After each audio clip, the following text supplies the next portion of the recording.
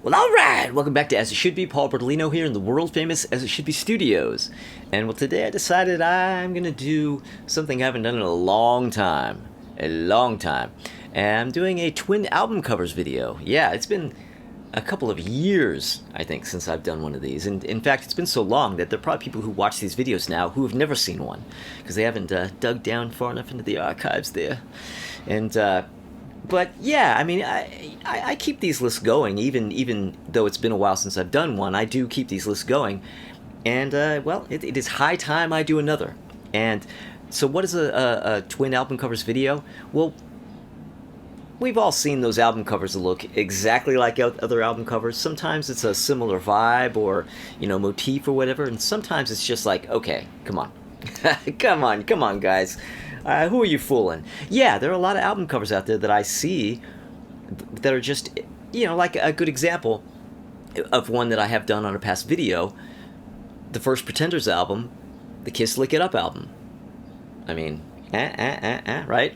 So that, yeah, something like that. And I have a whole bunch of those kind of album covers here, and I'm going to talk about them today. I'm going to show them. Well, I don't have too many of them here. Most of them are going to be pop-ups, but if not all of them. But let's get started. First up, I have an album by U2, The Joshua Tree, yeah, which came out in March of 1987. But I remember when this album came out. I mean, it was huge. It was one of those albums where it was anticipated, like it was a big buzz before it came out. And that's because U2, they had 4 albums under their belt, and they had been going like this the whole time. And by the time they were ready to put this one out, they were just at that edge there where they were just about to just like, and that's what happened. Now, there was this record store, Eucalyptus, that I used to go to all the time. And I knew the people who worked behind the counters. I would go in there. I was a teenager. I was a 16, 17-year-old kid when this record came out. And John Meeks, I can see you watching there, John Meeks. John Meeks worked there, and Kathy, and I used to go and talk to those guys all the time. Well, my memory of the details of this are vague, but I remember them getting the promo vinyl record of this album, and I asked them if I don't know where I got the nerve to ask, but I asked them if I could borrow the record, which is nervy. I mean, I would borrow promos from them all the time, but asking to borrow that one was kind of nervy because it was just out and it was hot, and they were like, they were going to be playing that thing like 8 times a day in store. But I asked if I could borrow it and take it home and tape it, and they let me do it. They handed it over, but it was like, but you have to bring this back like today, like later on today or by tomorrow. I don't remember. I had to like get home, do it, and bring it right back. So I remember taking that record, and I almost want to say they had the promo before the record came out. Like, I don't think the record was even out for a few days. So I got the record, took it home, taped it, brought the record back to them, and I was listening to that thing on a Maxell or a TDK, and I didn't even like U2, but that's just it. I guess that's the whole point of the story, is that there was such a buzz about this record about to come out. I didn't even like U2, and I was like, ooh, can I borrow it and take it home and tape it? Yeah. And, I listened to it a little bit, but I never got really heavily into it. And I don't like U2. Anyway, so I'm babbling a lot about this record, but really what I need to be doing is talking about the cover. Now, in March 1987, this album comes out. And then in September 1987, yeah, the very same year, just a few months later, the Bee Gees put out an album. ESP. Yeah, ESP. Okay, so this was their first album back after having completely vanished. After basically the bottom fell out because of the whole backlash from disco and everything, and those guys basically disappeared. We didn't hear from them for a few years. Well, this was their first time kind of going, hello? Like they put out this record, and it was a little quiet, but I feel like it wasn't a big hit, but it was also not really met with the sort of either the disdain or the sort of joking, like, pshaw sort of attitude that you would have thought, or that they would have gotten maybe 3 years prior. But so this album came out, and it wasn't huge, but the album cover was just... It's so obvious that they're kind of going, okay, what do we do? Oh, well, let's copy this album by this new big band, and hey, everybody will love us. I guess. I don't know. What were they thinking? I mean, come on, you can't tell me that they weren't... I guess it's here, right there. Yeah, you can't tell me that they weren't, a little bit, kind of, yeah. But the art director was different. It was, who was it? It was Martin Atkins, and the design was David A. Jones and Martin Atkins together. Photography was by Andy Earl, and artwork supervision by Jerry Hyten. And so entirely different people, but it took that whole group of people to just basically rip off the Joshua Tree. I don't know. All right, so coming up next, I have Tom Jones with his second album, his second U.S. album, What's New Pussycat. Yeah, this came out in September 1965, and this is one of those weird issues where he's a British artist, but of course the U.S. labels have to put out their own albums. I mean, like his first album was Along Came Jones, and he had a big hit with It's Not Unusual, so the US put it out and changed the name of the album to It's Not Unusual, and shaved a bunch of songs off it because that's the way the US rolls. It's like, oh, no.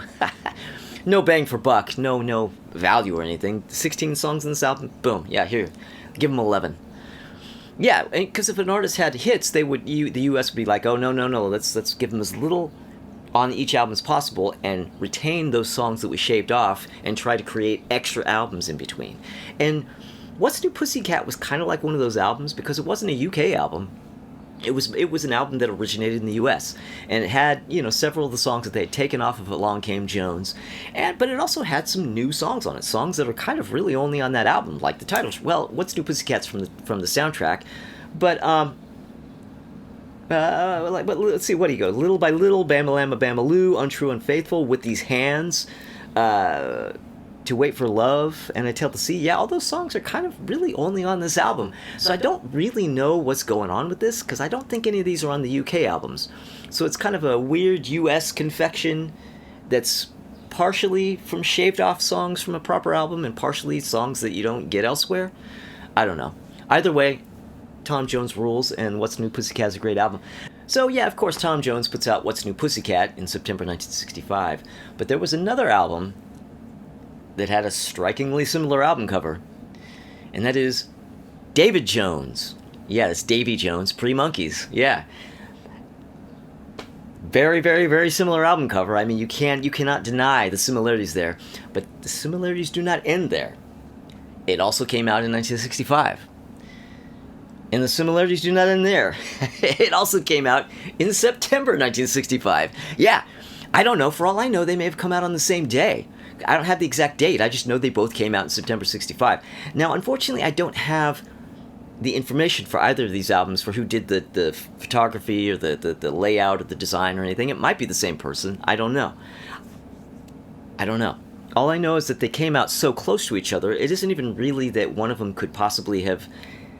neither of them is probably a copy of the other one. They came out... They were being worked on at the same time, probably. So, I don't know. It's just the way it works. But the Davy Jones album, that came out on Colpix Records, which was an early Columbia Pictures sort of label, which eventually, that's the label that ended up sort of morphing into Coal Gems, which is the label that put out the Monkees albums. And, Davy was signed to this, and he was pretty much on deck to be one of the Monkees from the get-go. Yeah, they put this whole thing together where they were auditioning people, but they knew the whole time, like, oh yeah, this Davy Jones kid, that they already had signed, basically, to the company in general. They pretty much knew he was going to be in. So this is kind of the earliest rumblings of that. David Jones' solo album, 1965, on Colpix, the pre-Coal Gems label. Colpix, the label also had Michael Blessing, who was Mike Nesmith under a pseudonym, pre-Monkees, and Tommy Boyce, who was later one of the Monkees songwriters. So yeah, this is a very Colpix, and this record, it's a very, very, very strong early Monkees ties. And eerily, strikingly similar to the Tom Jones album cover. Alright, so coming up next is an album by Neil Diamond. His 1968 album, Velvet Gloves and Spit. Yeah. Now, you've probably seen a few copies of this album. You've seen a million copies of it, in fact, at thrift stores and, thumbing through records, pretty much anywhere you go. But it hasn't been this album cover. It's been this album cover. Yeah, Well, see, in 1968, this is his first album on the Uni label. He'd finally broken free of Bang, the first label that he was on, and this was his first album on Uni. And he puts this album, which is my favorite Neil Diamond album, by the way. But the thing is that Bang kept putting out singles of the tracks that they had, on their label, to try to compete with anything that Neil was putting out. He had broken free of the label and was putting out stuff, and they would put out they put out Shiloh. He had Shiloh on Bang, and they put that out right alongside one of his Uni singles, and it outperformed it. So, and Neil Diamond said, nah, he decided to re-record the song and put out a new version. It's pretty similar, and it's just as good. And he put it out, actually, in a way, it's kind of better. And he put that out, and ended up kind of burying the Bang version. But what they did is in 1970, they did a reissue of the album with that other cover, and added that re-record of Shiloh, and that really kind of became the version of the album that took over. Like, you don't see this one that often. There you go. Here's an actual copy for you. Yeah, here's an actual copy of it. What's really cool about this is the little fold out. It's like a I don't know what you call these. You don't call them digipacks. I don't know what you call these, but yeah. And on the inside, of course, is a photo of Neil Diamond shirtless underneath a leather jacket, hanging out with mannequins. I don't know. Great album, though. And so anyway, there's another album. There's another little album that came out in 1990 that has a very similar album cover. Packed by the Pretenders. Yeah, I mean, it's a pretty basic, simple idea that it's not difficult for more than one person to come up with. And I will say that this album is probably it's just infrequent enough that you'll run into it, that it could get past you. Somebody probably didn't see that and go, oh yeah, we're going to steal that idea. But it is a very, very, very similar cover. Now, I will say, I kind of like, as far as the actual, execution of the idea, I kind of like the Pretenders one better. Because I just think the lighting is really terrible on the Neil Diamond one. It's a little off-center. I do like the color of the text, but I just think that the Pretenders one was done just with more care. Like, the Neil Diamond one looks like somebody just kind of threw it together. The Pretenders one looks like, like 15 people, at Sony or something, like sat there, with monocles and shit and did it exactly right. But it's really well done. Now, of course, I far prefer this album. I'm not into that later. That's like it's one of those Chrissie Hynde solo albums packaged as Pretenders album. And I'm just, not my bag, man. In 1990? Anyway, so yeah, Pretenders and Neil Diamond. Alright, so up next we have Orleans with Waking and Dreaming. Yeah, from August 1976. Classic album cover if ever there was one. We've all seen this one, and I don't know if I would say it was a classic album, but it definitely has a classic single on it, Steal the One. Steal the One. Yeah, you remember that song. Anyway, well, now this album cover, well, I have a lot of notes on this one, so let me get the glasses out. So now, the album design and artwork was done by Anne Blackford, who was a big album cover designer back in the 70s. She worked as a designer for Columbia, CBS, and Epic, and she did a ton of albums from that time. She did Minnie Riperton's Perfect Angel and Dr. Hook's debut. But she did a bunch of stuff. I could have listed 100 records here that she's done the album covers for. But she also very notably did an album cover that we will be discussing very soon on our Album Covers We Hate but Artists We Love, or album covers we hate on records that we love video we're going to be doing next week or the week after. But that'll be coming up soon, and we'll be talking about her a little bit more. But now, John Joseph Hall is the main dude. Like the guy right in the middle there, that guy?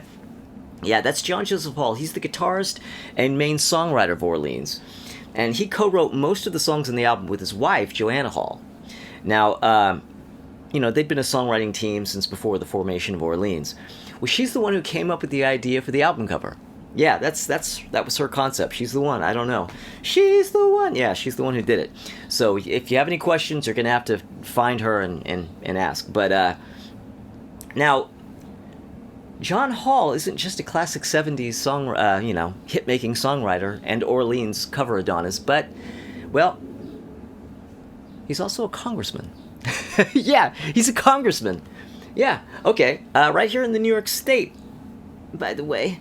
Yeah, well, in the 80s, he went into politics, and he was elected to the U.S. House of Representatives, serving from 2007 to 2011, from New York's 19th District. And so, yeah, that's that guy. Here, I think I have two pictures side by side here. Yeah, that shirtless guy right there, and that dude with the American flag behind him. Yeah, it's the same guy. There you go. Well, anyway, so on to the Twin album cover. There was another album that came out in the same year, 1976, but in October. And, well, this was an album by the Bar-Kays. Yeah, with Too Hot to Stop. Now, this album I've known about this album for a long time. This is one of those albums that you kind of see now and again when you go out and you flip through records at a record store. But I recently came back on my radar because of the Gunkles. The Vinyl Community Gunkles did a video recently where they were reviewing this album. And it kind of made, sparked my, oh yeah, that album. And the minute I saw it on the video, I was like, ah. And I think they probably mentioned it too. It's like, the Orleans album cover. And so I decided to add it to the list for this. Now, this album is, the Bar-Kays going full Ohio Players P-Funk kind of vibes, but apparently that didn't really bother George Clinton any because he ended up inviting them on his 1976 tour as one of the opening acts. So the cover design was by Jim Schubert, and he designed a bunch of jazz covers in the 60s and moved on to soul and pop and rock in the 70s. But he did, like the Impressions and the Shy Lights and the Ohio Players and all that kind of stuff.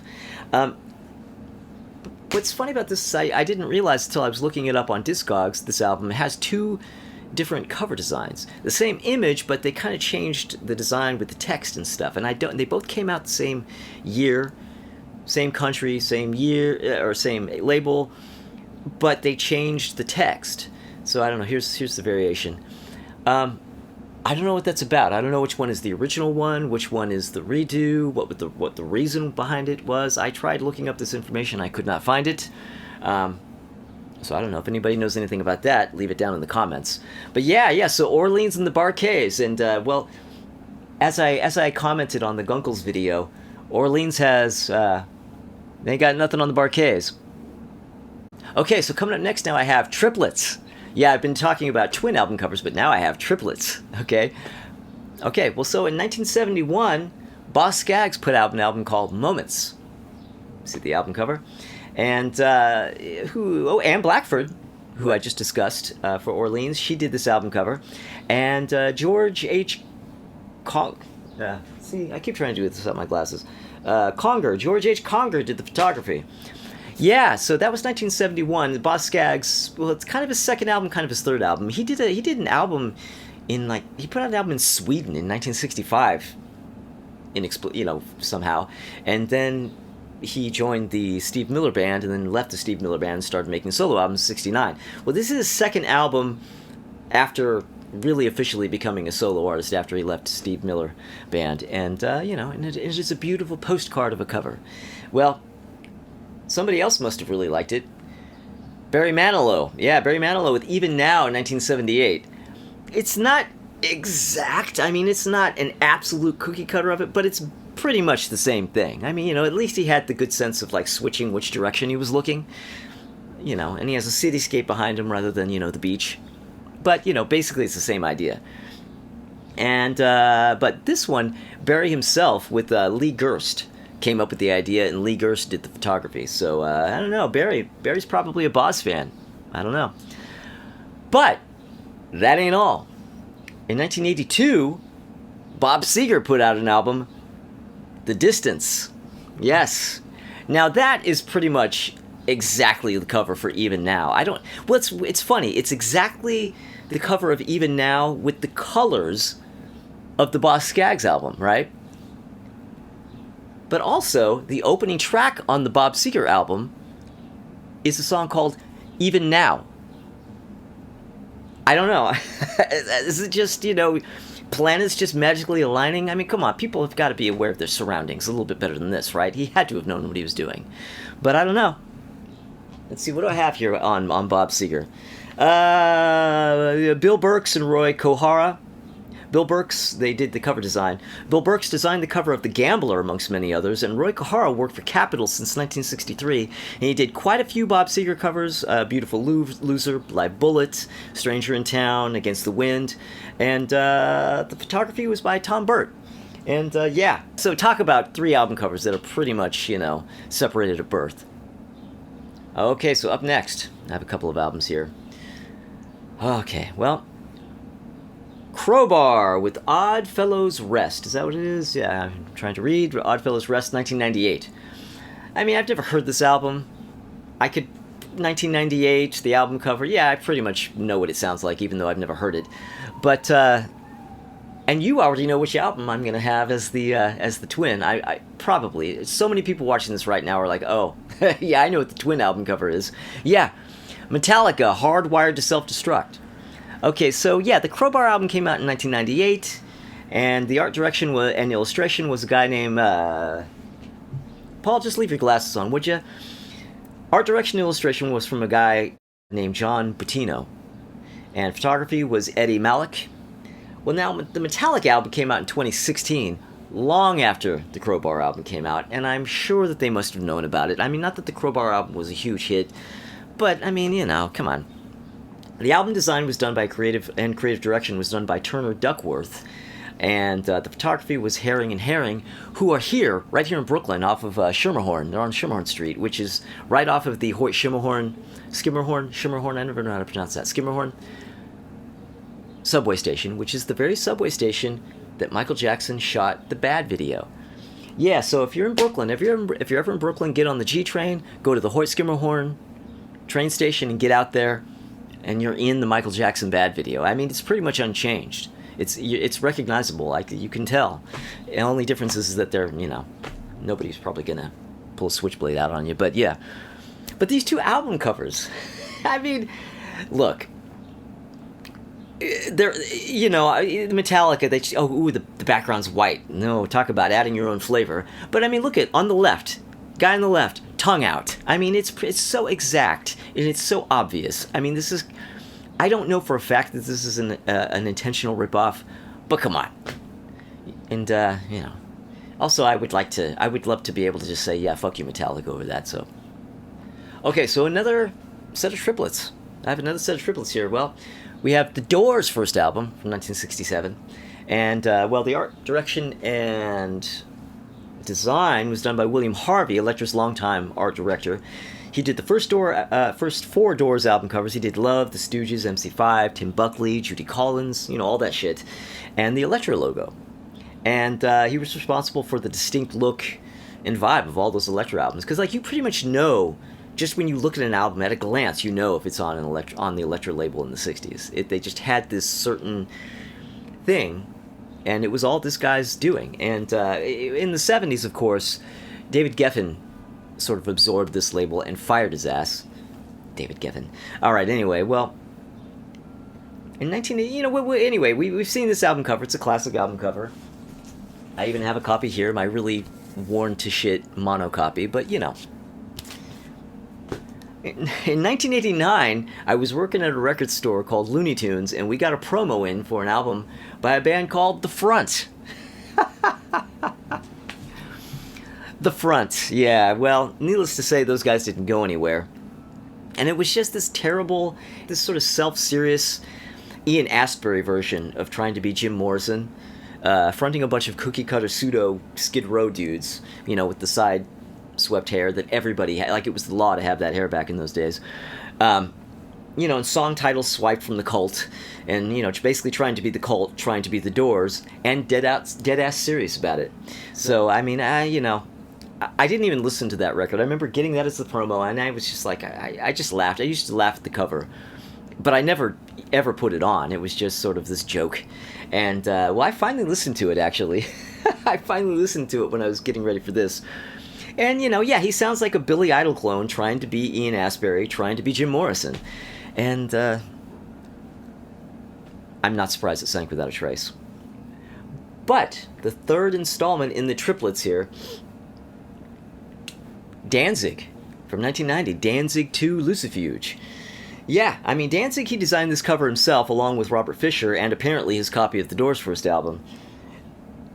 I'm definitely not going to give Danzig a pass. He absolutely knew what he was doing. In fact, I think the front knew what they were doing too. I mean, come on. Like, nobody's seen this. Like, nobody knows that. But anyway, yeah, so, and the thing about the Doors, they're one of those things that you can't really, you can't really rip off the Doors and pull it off. The Doors are just so distinct. It's kind of one of those, like, really only those four guys can do that. Anybody else trying to do it just kind of comes off looking like a joker, as far as I'm concerned, at least. And that includes their graphics. Okay, so next up, I have a couple of albums here. First one being Rocky Erickson and the Aliens with The Evil One, which initially came out in 1980. There were some later issues of it, but 1980, I believe, is when it was initially recorded and released. And it was produced by Stu Cook of Creedence. Yeah, Stu Cook from Creedence Clearwater Revival. And I'm thinking, okay, so crazy-ass Rocky Erickson trying to make an album in 1980 with Stu Cook producing? I'm thinking this reads like a recipe for disaster. Well, I actually listened to it, and it's pretty damn good, actually. It is really not bad at all. It's not bad in the least. Rocky Erickson sounds excellent. Like, he almost has like a Terry Reid quality about his voice. Like, he sounds great. And yeah, I don't think this is bad. This record is bad at all. It kind of really avoids that dated attempt to try to be current. The record's pretty timeless sounding. Yeah, this is not a bad record at all. And the cover is a little, I don't know, messy. There's a word for it. But and who did this? Gustave Doré did the artwork. He actually did the artwork, and then the design was Captain Colors, which was a firm, I guess. But now in 2002, a band that I love put out an album that I really, really love, and possibly even my favorite by them, Imperial Teen with On. Yeah, it's their third album. Now I would say this isn't an exact copy of it, and I don't even think it's a copy. It's just there are a lot of similarities. It's very similar. They remind me of one another really, really strongly.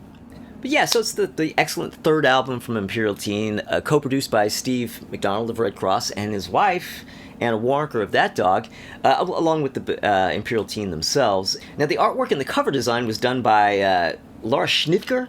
Yeah, is that how you say that? Well, she was a friend of the band. In fact, when I was looking her up, her name is hot linked on Discogs, and you click on that and to see what other stuff she's done. She doesn't have anything else. It's just that. She was a friend of the band's who they just basically got her to do this cover. And I do remember at the time, somebody from the band, was it Will, somebody commenting on social media about how stoked they were, like when they got the piece back. They were really, really happy with it. And coincidentally just happens to look like that Rocky Erickson album. But again, I don't think it's a ripoff of that album. It's just similar vibes. But yeah, there you go. Alright, so up next we have the Shy Lights with For God's Sake, You Got to Give More Power to the People. For God's Sake. Yeah, For God's Sake, You Got to Give More Power to the People from 1971. Now, I really don't have any information on this. This is one of those albums where the cover design and photography information isn't really on the cover. I looked for it online, on Discogs, Wikipedia. Can't find anything. I can't find the information, but, this is an album cover you see pretty often at used record stores. And, well, there's another album that always really, really reminded me of it. It probably is a nod to this, I would think. I don't think it's a ripoff. It's probably like an homage, especially considering who and what this is. Well, the other album is Sharon Jones and the Dap Kings with Give the People What They Want from 2014. Now, the illustration for this was done... Get the glasses out again. The reason why I keep taking the glasses off is because of the glare. See, it's just that, and that always bugs me. Whenever I do a video where I'm in glasses the whole time, the glare from the ring light and everything drives me nuts. So I keep taking them off. But Sharon Jones and the Dap Kings, illustration by Fritz Aragon, who was mostly a punk album cover designer from the 90s. You know, he did stuff by 15, Falling Sickness, and etc., that kind of stuff. But strangely, they got him to do this, which is completely outside of his wheelhouse. Now, the art direction was by Ann Coombs.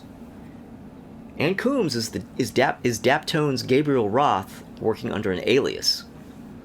So he's the one who basically went, oh, I like the Shy Lights records. Can you do this? I mean, that's kind of what I'm getting from it. Yeah. Okay, so I've done twin album covers. I've done triplets. Well, how about quadruplets? Yeah, I have quadruplets here. I have 4 album covers that are very similar, basically the same idea. And let's start with Judy Sill from 1973, her album Heart Food. Now, this album cover, the art direction for this and the design was by Anthony Hudson, who is Slash's dad. Yeah, that's why we have Slash, because of this guy. Yeah, Slash is his kid. And the cover lettering was by Bob Miley, Mile, M-A-I-L-E. I don't know how to pronounce that last name. I know somebody with that last name, and I don't know how to pronounce it. I've only seen it written. I've never heard it spoken. Anyway, yeah, so Slash's dad did the Judy Sill album cover. And, well, pretty sure he did not do the next one. From 2012, Neil Young and Crazy Horse with Psychedelic Pill. And the art direction and design for this one is Gary Burton, along with his wife, Janice Heo, right? Put the damn glary glasses back on. Gary Burton, along with his wife, Janice Heo. Now, Gary had been doing covers for Neil Young for as long as I've been alive, okay? You know, Gary designed A House for Mama Cass around 1968, and she was so impressed with his talents for visuals that she suggested that he get an album cover design, that he do album cover design. And, well, he ended up becoming a big part of that whole Laurel Canyon scene. He did all the CSNY album covers, Jackson Browne, all that stuff. And, yeah. So he's, to this day, I guess he's still doing Neil Young albums. I mean, this Psychedelic Pill album, well, it's kind of old at this point, but I don't know, the album cover. Anyway, and then in 2023, Rufus Wainwright put out an album called Folkocracy. Kind of similar there, huh? I mean, so what the design is a guy named Dirk Rudolph, German designer, and who's been doing album cover design since the mid-'80s. Well, then the fourth one I have on this list, Gray Delisle. I actually don't know who. I'm 55. I don't know this shit. Greg Delisle with her album Driftless Girl from 2024. So we have 2 albums that are back-to-back years, and I can't find any info on this one. In fact, when you go to her Wikipedia page and you go to her discography, this album isn't even on the list. There's a 2025 release and a 2023. This one is not listed. And you go to Discogs, no information. So I don't know. Apparently it's apparently this album doesn't count. Well, and it also ripped off all these other album cover designs that I just showed you. So yeah, there you go. 4 album covers, same design. Alright, so up next I have Joan Jett and the Blackhearts with Notorious. Yeah, their August 1991 album. And looking at this right now, you probably already know what I have in mind as the twin. But this is the one that came out first. Yeah, well, the art direction was a guy named Arnold Levine, the design associate, Mark Burdett, art consultant, Meryl Laguna, I don't know, it's just sort of Sony design by committee kind of stuff, I guess. Photography, Stephen Klein. Yeah, not one of her bigger albums. I don't remember this making much of a splash. But apparently somebody by the name of Prince,